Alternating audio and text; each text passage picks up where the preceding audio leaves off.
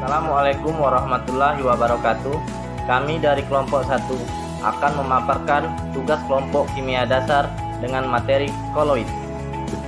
Dalam kehidupan sehari-hari, sering kita temui beberapa produk yang merupakan campuran dari beberapa zat. Tetapi zat tersebut dapat bercampur secara merata atau homogen. Misalnya saja, ibu membuat susu untuk adik, serbuk atau tepung susu bercampur secara merata dengan air panas. Kemudian, es krim yang biasa dikonsumsi oleh orang mempunyai rasa yang beragam. Es krim tersebut haruslah disimpan dalam lemari es agar tidak meleleh. Kesemuanya merupakan contoh koloid. Udara mengandung juga sistem koloid, misalnya polutan padat yang berdispersi atau bercampur dalam udara, yaitu asap dan debu. Juga air yang terdispersi dalam udara yang disebut kabut, merupakan sistem koloid. Mineral-mineral yang berdispersi dalam tanah yang dibutuhkan oleh tumbuh-tumbuhan juga merupakan koloid. Penggunaan sabun untuk mandi dan mencuci berfungsi untuk membentuk koloid, antara lain air dengan kotoran yang melekat atau minyak. Campuran logam, selenium dengan kaca lampu belakang mobil yang menghasilkan cahaya warna merah merupakan sistem koloid. Sistem koloid berhubungan dengan proses-proses di alam yang mencakup berbagai bidang. Kita dapat mengambil contoh di dalam tubuh makhluk hidup, yaitu makanan yang kita makan sebelum digunakan oleh tubuh, namun lebih dahulu diproses sehingga berbentuk koloid. Jadi protoplasma dalam sel-sel makhluk hidup merupakan suatu koloid, sehingga proses-proses dalam sel melibatkan sistem koloid. Karena itu, dalam paparan ini akan dijelaskan tentang sistem koloid berserta turunan dan bagian-bagiannya. Sifat-sifat koloid. 1. Efek Tyndall. Efek Tyndall ialah gejala pengambil berkas sinar cahaya oleh partikel-partikel koloid. Hal ini disebabkan karena ukuran molekul koloid yang cukup besar. Efek Tyndall ini ditemukan oleh John Tyndall pada tahun 1820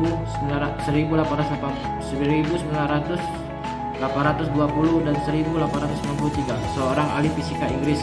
Oleh karena itu, sifat-sifat itu disebut efek Tyndall.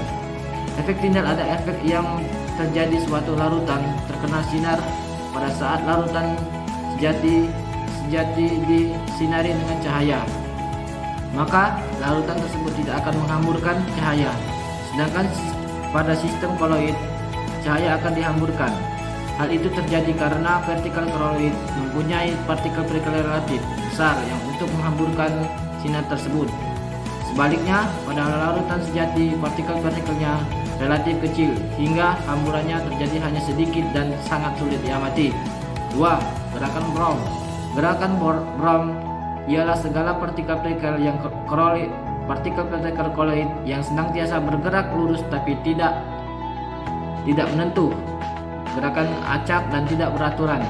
Gerakan tersebut dapat bersifat acak seperti zat cair dan gas, atau hanya bervariasi pada tempat seperti pada zat padat. Untuk koloid dengan medium pendispensi zat cair atau gas, pergerakan partikel akan menghasilkan tumpukan yang dengan partikel-partikel koloid itu sendiri. Sedangkan partikel koloid yang semakin cepat, kecepatan gerak partikel semakin gerak cepat Brown terjadi. Tumpukan tersebut berlangsung segala arah. Oleh karena itu, ukuran partikel cukup kecil, maka tumpukan yang terjadi cenderung tidak seimbang, sehingga terdapat suatu resultan tumpukan yang menyebabkan perubahan arah gerak partikel hingga terjadi gerakan zigzag atau gerakan Brown. 3. Abrupsi ialah peristiwa penyerapan partikel atau ion atau senyawa lain pada permukaan partikel koloid yang disebabkan oleh luasan permukaan partikel.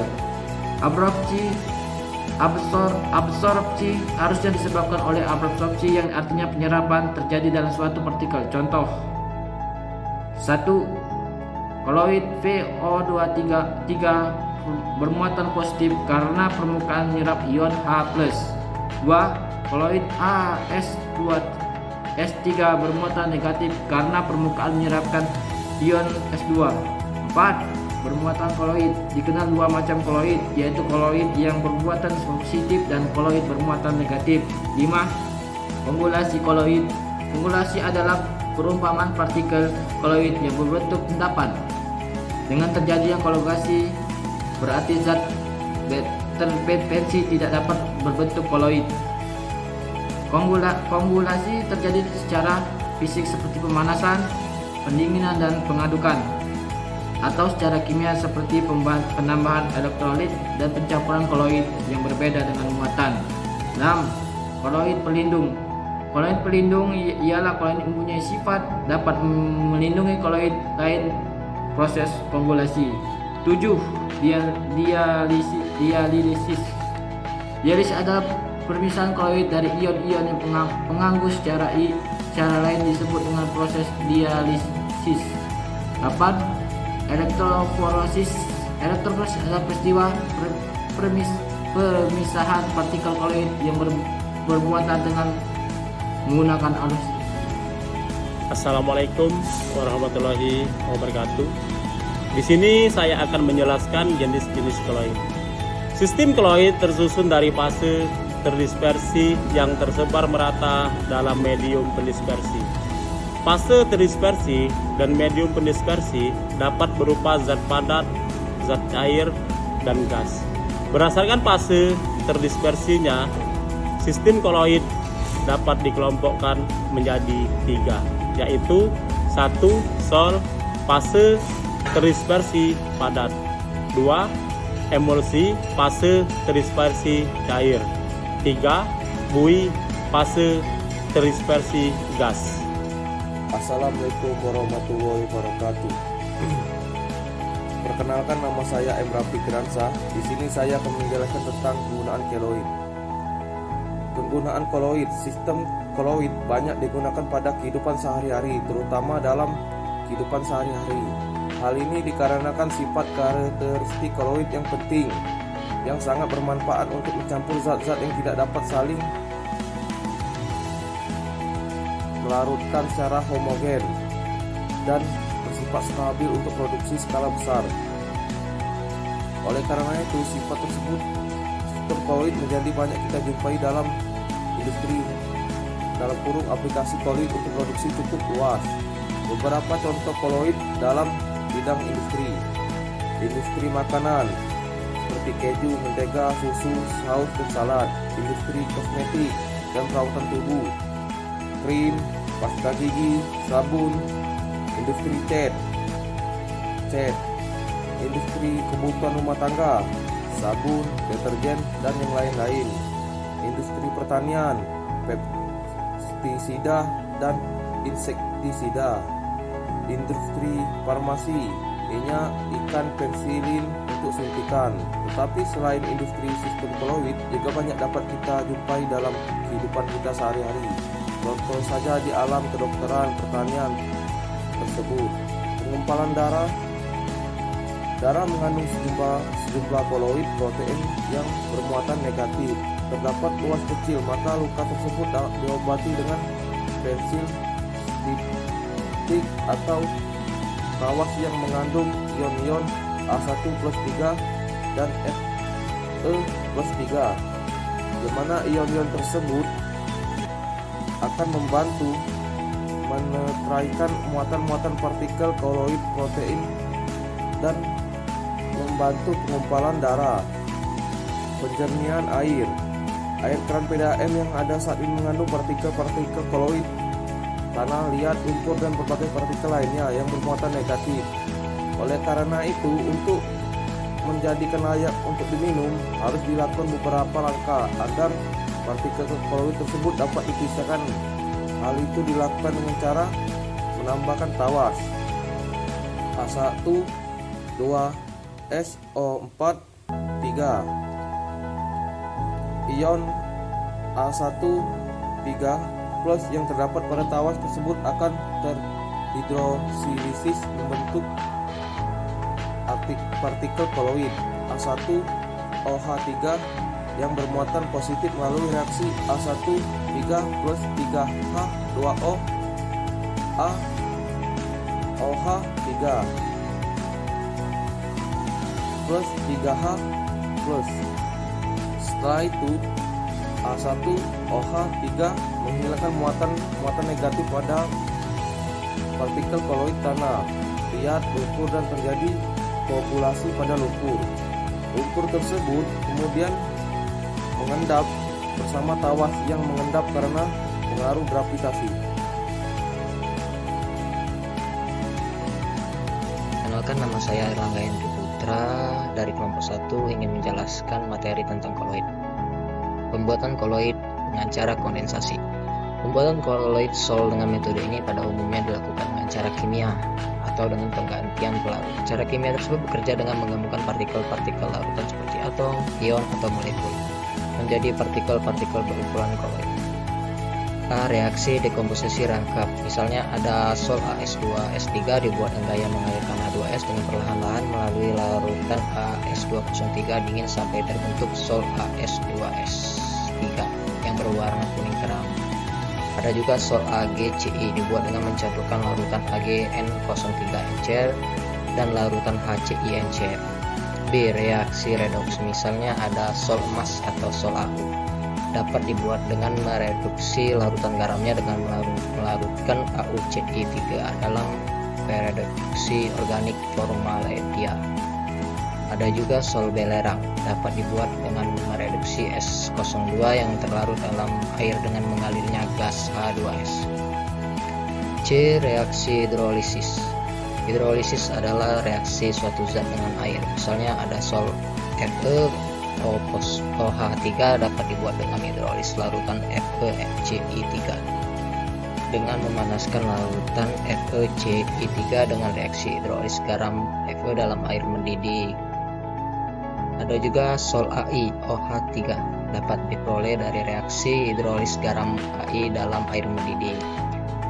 D. Reaksi pergantian pelarut. Cara ini dilakukan dengan mengganti medium pendispersi sehingga fasa terdispersi yang semula larut setelah diganti pelarutnya menjadi berukuran koloid. Misalnya ada untuk membuat sol belerang yang sukar larut dalam air tetapi mudah larut dalam alkohol. Seperti etanol dengan medium pendispersi air, belerang harus terlebih dahulu dilarutkan dalam etanol sampai jenuh. Baru kemudian larutan belerang dalam etanol tersebut ditambahkan sedikit demi sedikit ke dalam air sambil diaduk sehingga belerang akan menggumpal menjadi partikel koloid dikarenakan penurunan kelarutan belerang dalam air. Sebaliknya, kalsium asetat yang sukar larut dalam etanol mula-mula dilarutkan terlebih dahulu dalam air, kemudian baru dalam larutan tersebut ditambahkan etanol, maka terjadi kondensasi dan terbentuklah koloid kalsium asetat. Kedua, dengan cara dispersi. Metode ini melibatkan pemecahan partikel-partikel kasar menjadi berukuran koloid yang kemudian akan didispersikan dalam medium. Mendispersinya ada 3 cara dalam metode ini, yaitu 1. Cara mekanik. Cara mekanik adalah penghalusan partikel-partikel kasar zat padat dengan proses penggilingan untuk dapat membentuk partikel-partikel berukuran koloid. Alat yang digunakan untuk cara ini bisa disebut penggilingan koloid yang biasa digunakan dalam industri makanan untuk membuat jus buah. Ada juga industri kimia rumah tangga untuk membuat pasta gigi. Ada juga industri kimia untuk membuat pelumas padat, cat, dan zat pewarna. Kedua, dengan cara peptisasi. Cara peptisasi adalah pembuatan koloid atau sistem koloid dari butir-butir kasar atau dari suatu endapan. Proses pendispersi endapan dengan bantuan suatu zat hermetisasi atau pemecah.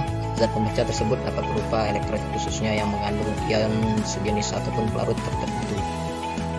Contoh, 1. Agar dispersi oleh air, karet oleh bensin. Endapan NiS depetasi oleh A2S, endapan AiOH3 oleh AiCi3. Sol FeOH3 diperoleh dengan mengandung endapan FeOH3 yang baru terbentuk dengan sedikit FeCi3. Sol FeOH3 kemudian dikelilingkan Fe+3 sehingga bermuatan positif. 3. Dengan cara busur predik. Ini biasanya digunakan untuk membuat sol-sol logam seperti Ag, Au, dan Pt. Dalam cara ini, logam yang akan diubah menjadi partikel-partikel koloid akan digunakan sebagai elektrod. Kemudian, kedua, logam dicelupkan ke dalam medium pendispersinya air suling dingin sampai kedua ujungnya saling berdekatan. Kemudian kedua elektrod akan diberi loncatan listrik panas yang timbul akan menyebabkan logam menguap. Uapnya kemudian akan terkondensasi dalam medium depresi dingin sehingga hasil kondensasi tersebut berupa partikel-partikel kolit. Karena logam diubah jadi partikel kolit dengan proses uap logam, maka metode ini dikategorikan sebagai metode dispersi.